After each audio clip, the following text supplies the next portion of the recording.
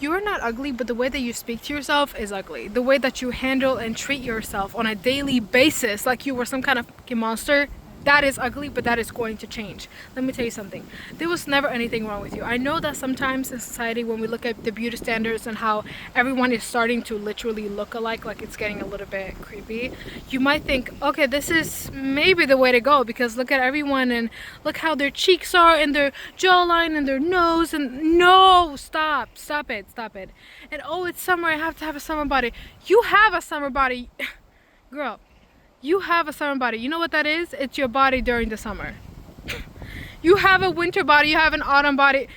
Our body goes through different, seasons, because especially as women, sometimes we need to put on more fat. Sometimes we need to keep our bodies warm. Fat is so good for your body. You know why? Because it protects your organs, okay? You know why? Because it keeps you warm. If you didn't have 0% body fat, if you didn't have any body fat, what would you look like? Do you see these animals walking around with no fat? No. And they are healthy, girl, and they are walking and they're eating and they're living their lives. Okay, I'm just saying that because you don't see animals walking around here with just bones. You don't see that because that's not the way it's meant to be. You're not meant to just drop to your lowest weight to the point where you can't even survive, but at least someone thinks you look pretty. No. Stop trying to feed the audience that doesn't care about you, that doesn't even like you, they don't even know you. Look, especially as women, we have been so programmed to feed this whole white man's pleasure idea of women or whatever. Stop. Everything is so sexualized also. Stop sexualizing yourself, but that's a whole nother topic.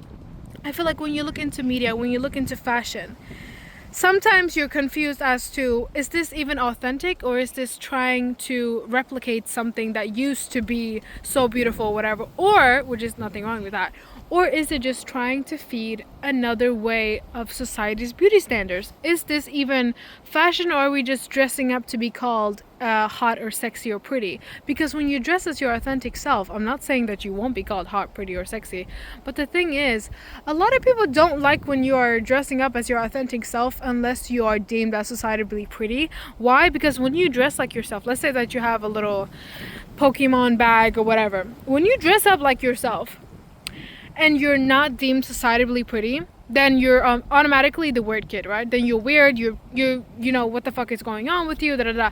But if you're pretty and you wear weird clothes, or that's not what society usually sees women wearing, then oh my god, trendsetter, fashionista.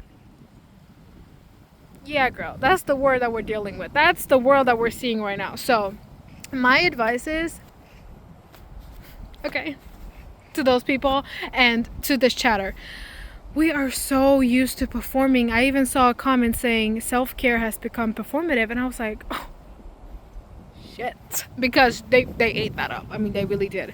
Because even I, sometimes when I'm self-caring, I used to always think, but there's something that I need to do. I mean, how is the self-care if I'm not doing something? Self-care is just the way that you feel is calming for you to take care of yourself, the way that feels good for you. So maybe it is reading a book, maybe it is watching a movie, maybe it is having a little, skincare and showering, but it doesn't have to be in the way that media portrays it to be. Because have you ever seen those ads on, I'm talking about TikTok, when they're like, guys, this is, it's clearly sponsored, I'm not hating on those people, but it's like, wait, the wind is coming, winter is coming. Okay, it'll be those ads where they're like, so guys, this is my self-care day, and it's just, so I'm going to the gym, so I'm going to eat these snacks, I'm going to eat these strawberries, I'm going to do this, and I'm going to do this, and I have a whole list.